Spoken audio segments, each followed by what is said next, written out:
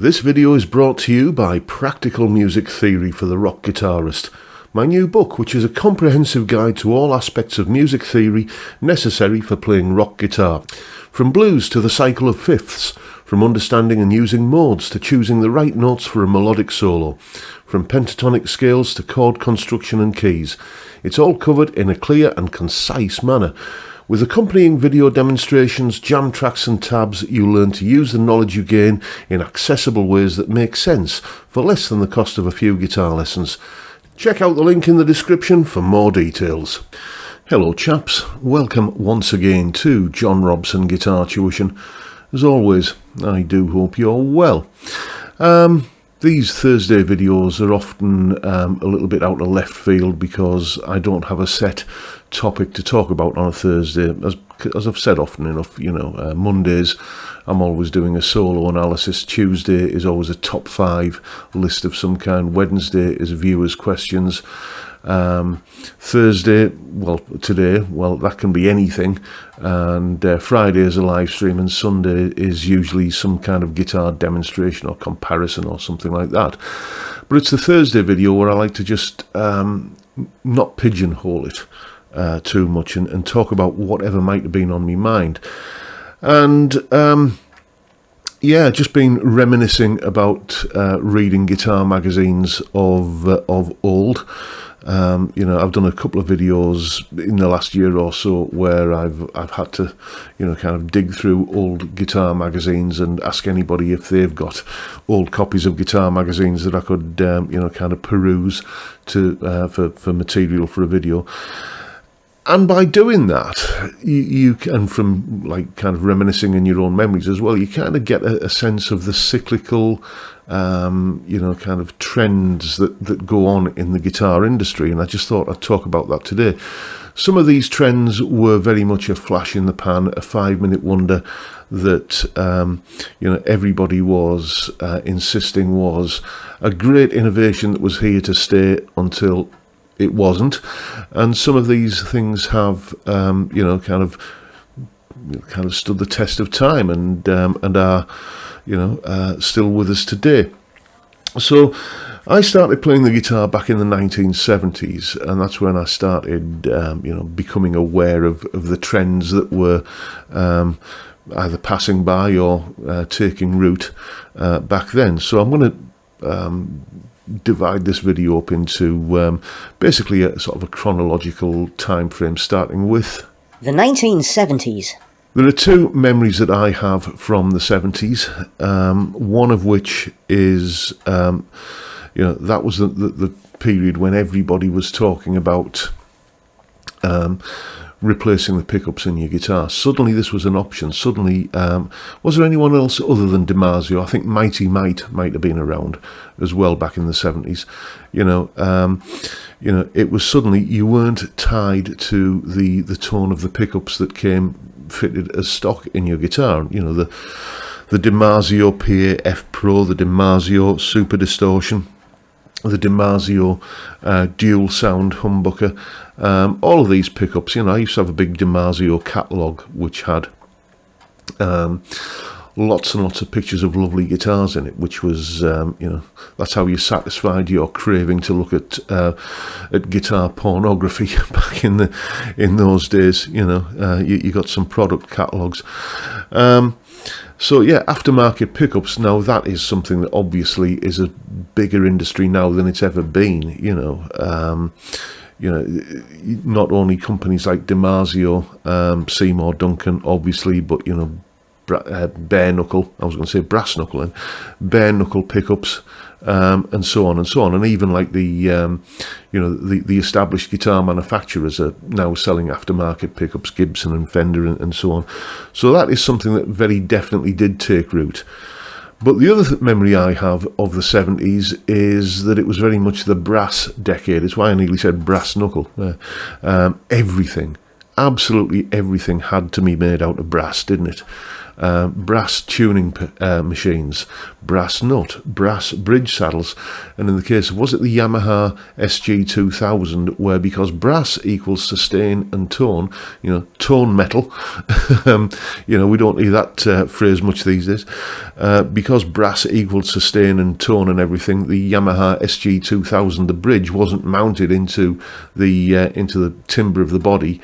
It was mounted into a big block of brass that was mounted into the timber of the body. And I've had guitars with brass nuts on them and brass this, that and the other. I would say that on certain guitars, like a Telecaster for example, the old style brass bridge saddles make a tiny difference to the sound, but the claims that were made for brass as a guitar component material back in the 70s, I think were perhaps got a little bit out of hand, and as we moved into the 80s, I think people started to realise that, and it was definitely one of the trends that sort of fell off massively. So what about the 80s then? The 1980s. Yes, in very much the decade that taste forgot, isn't it? Mullet haircuts and spandex and all that kind of stuff. I can't remember who it was, but there was one particular rock band of an 80s persuasion that I remember reading the album sleeve. When you're browsing records, as they were then, LPs, vinyl, and you're reading the back of the sleeve in the record shop, and as well as special thanks to Ibanez guitars and Marshall amplification. This particular band were apparently had an endorsement deal with L'Oreal or Max Factor or one of those, because it was just part of who they were anyway.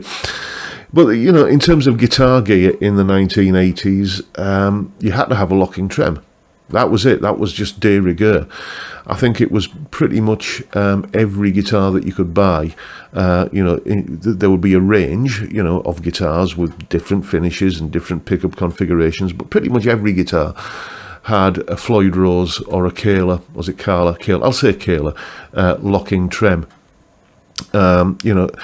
You couldn't leaf through a guitar magazine in the 1980s without seeing somebody, some famous guitar player, talking about how they couldn't possibly play a guitar that didn't have one of these locking trims. I've said this many times before when I've been talking about this thing, but Midge Ure of Ultravox famously had I think, was it an Ibanez or a Yamaha? It was some big hollow body archtop jazz guitar, where he'd persuaded some luthier to chisel I think a Kahler locking tremolo into it. It just beggars belief these days, but it was done.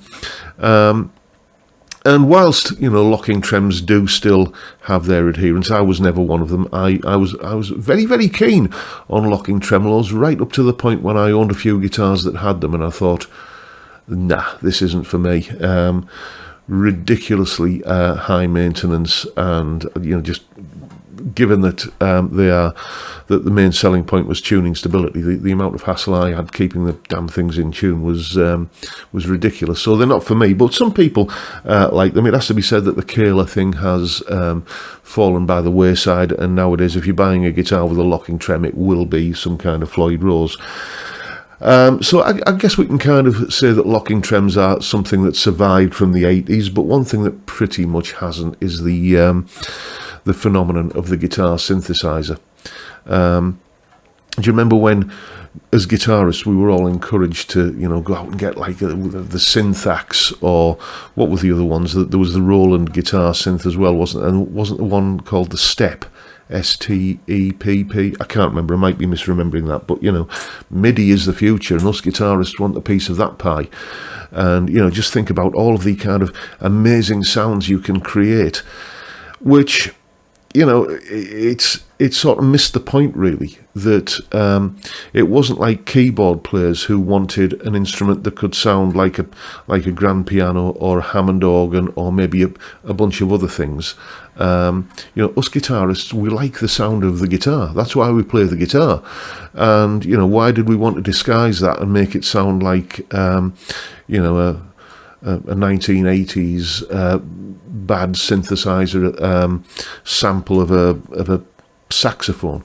There was I can't remember which guitarist it was, but he was talking about what thing that put him off guitar synths was that, and this again was in a Guitar Magazine interview, that he spent kind of ages putting together this perfectly crafted, saxophone solo on his guitar synth, and then when he listened back to it, it just sounded like a really bad sax player playing kind of a very kind of wooden and robotic sounding solo. Guitar synths, they were going to be the future until they were suddenly a thing of the past.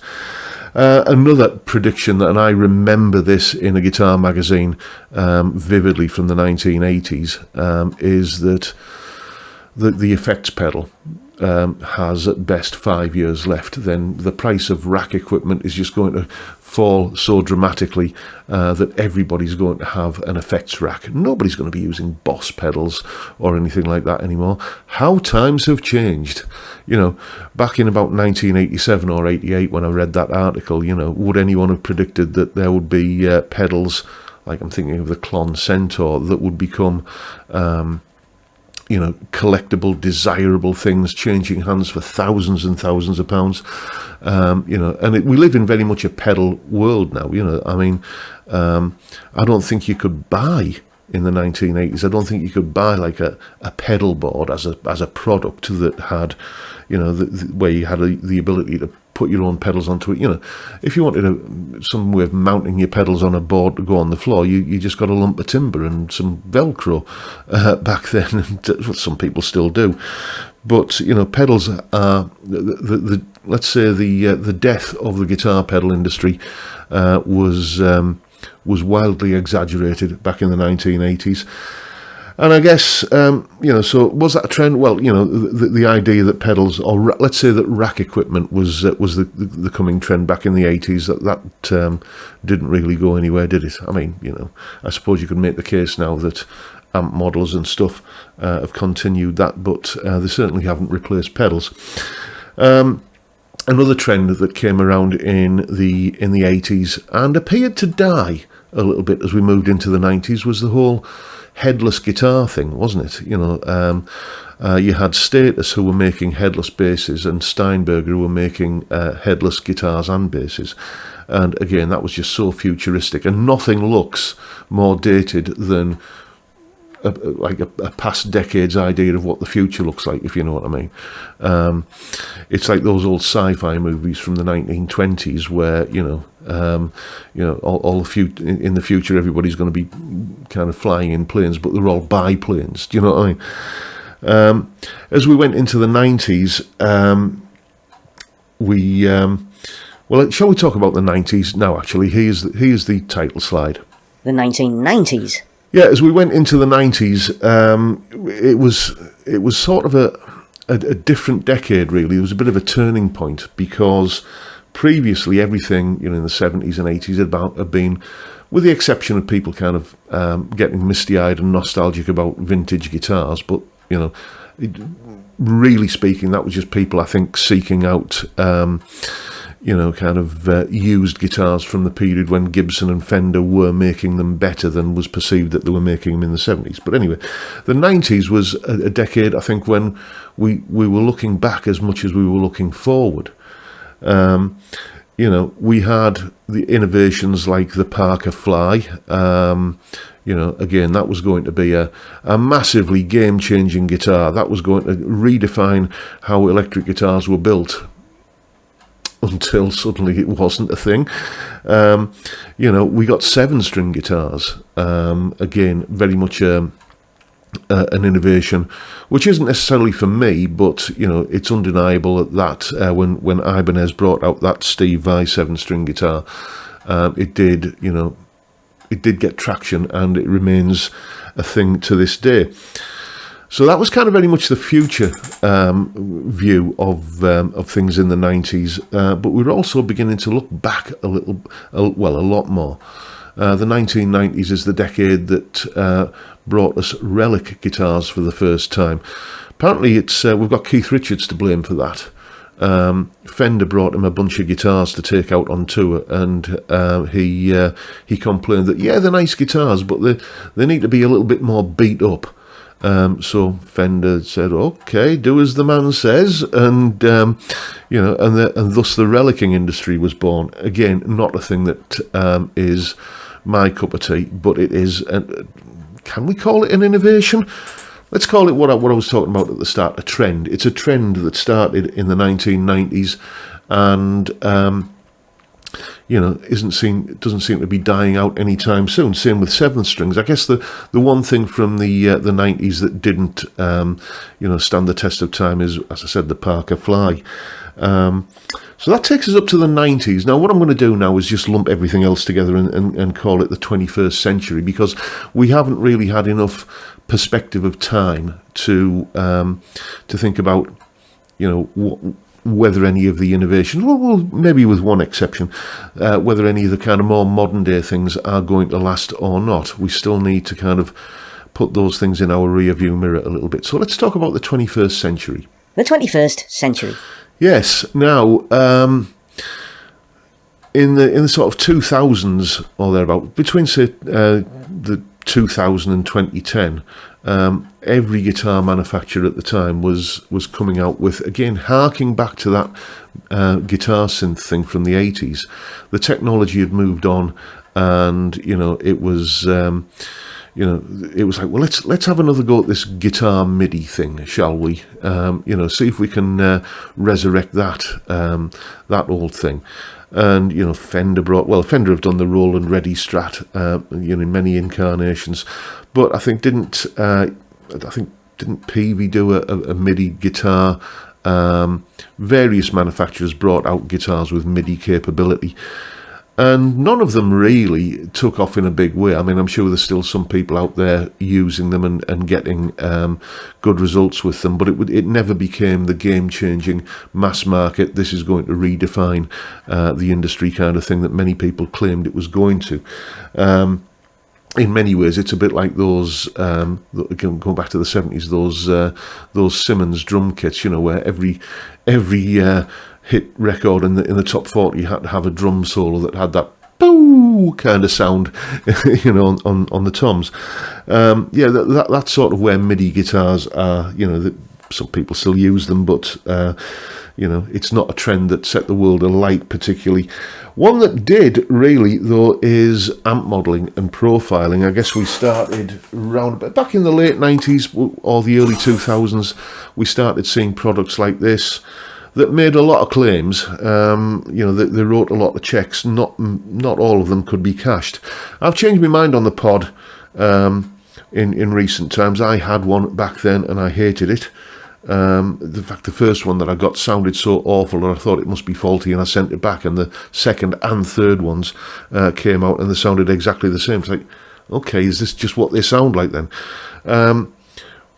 If you just use the amp models on this and don't listen too closely and use a third-party impulse response instead of the built-in cab simulators, then you can get a half-decent sound out of them. But that was very much the shape of things to come, amp modelers.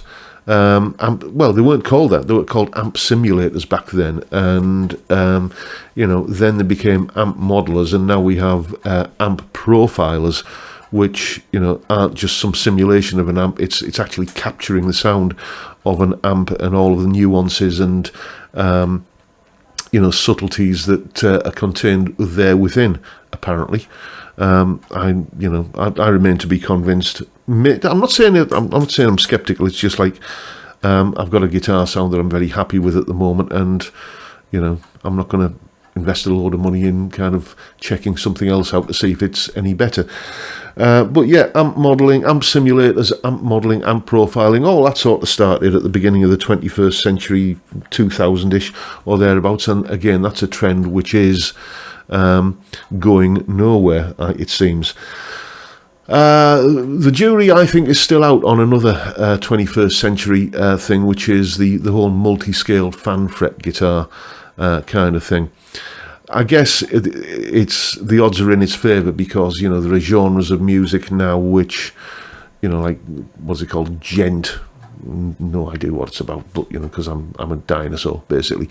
But that kind of hyper aggressive drop tuned modern metal kind of stuff, is it tends to need those kind of instruments with, you know, multi-scale lengths, fan frets and drop tunings and all that sort of stuff. So a fair chance that that kind of thing is going to, you know, survive beyond the status of 5-minute wonder. But what about stainless steel frets?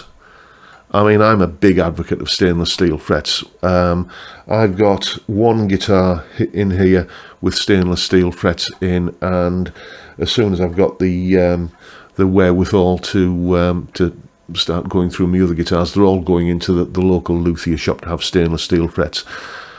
They're future-proof, you're never going to wear them out, and just the feel of playing on stainless steel frets is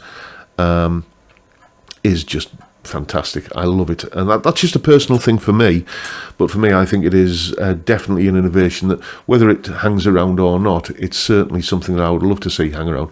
And you're starting to see it now on budget instruments. I mean, Harley Benton, I'm recording this video on the day when the Harley Benton ST Modern has been released, and I've been watching Henning's video on it. £300 guitar with stainless steel frets. You know, that 20 years ago that would have been, you know, just unthinkable. But, you know, I'm a big fan of them, and I hope it's a trend that sticks around, as is roasted maple. I think the whole thing with roasted maple is, correct me if I'm wrong in the comments, but you know, it was a product of the fact that, you know, a lot of the maple that was available to build necks out of was perhaps still a little bit green. It hadn't had time to dry out, so somebody had the bright idea of drying it out in a kiln, roasting it.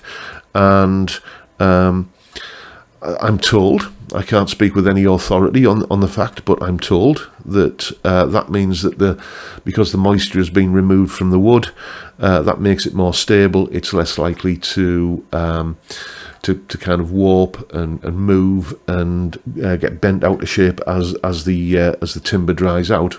Is that a thing? I don't know. You tell me if you're an expert on these things. But what I can tell you about roasted maple is I think it looks gorgeous. And I like the way it feels. I mean, this is one of my favourite guitars at the moment, a Humble Jet JT 350, stainless steel frets, fitted aftermarket. It doesn't come with us, but you know, I just love the look of that neck. It's just such a, it's not particularly figured or anything like that, but it just has a lovely kind of enticing look to it. And the other thing with roasted maple is that inevitably it's usually coupled with a satin finish, which I am a big fan of as well. So let me know down in the comments, things like multi-scale guitars, stainless steel frets, roasted maple, even amp modelling or profiling, are they going to be the 21st century equivalent of the brass nut and the brass block in the Yamaha guitar, the guitar synth, or the predicted rack-mounted kind of effects units taking over the world at the expense of pedals, or are they here to stay? I should have mentioned as well that whole another thing that came out in the 80s, you know, that seemed to die away, was the headless guitars from Steinberger. They've come back in a big way, haven't they? So again, that sort of feeds into, you know, when something dies away, has it gone for good, or is it going to get another turn in a few years' time? Maybe, who knows? We'll see. You know, all of the metal components on guitars having to be made out of brass again, because that's what everybody wants in, you know, maybe 10 years, so maybe less. We'll see. But there you go. This has just been like a little bit of a rambling video, I know, kind of reminiscing about how things change. Let me know what your thoughts are on what the current flavour of the month is at the moment that you think is either going to hang around and become a permanent fixture of the guitar industry, or is going to just die away to be never heard of again for a generation. there you go. Anyway, hope you enjoyed my little rambling kind of reminiscences today, and if that's the case, please hit the subscribe button and the notification bell if you haven't already done so. Why not drop me a like as well while you're at it? Don't forget the live stream tomorrow and every Friday, 5 p.m. UK time, where we drink beer and talk about stuff, music, guitars, and probably this week passing guitar trends as well. It's a great way to kick off the weekend, and I'd love to see you there if you can make it. But for now, I'll bid you all a good day and say thank you so much for watching. Thank you for your time. Look after yourselves, folks. Stay well, stay safe, and above all, stay sane. Bye for now.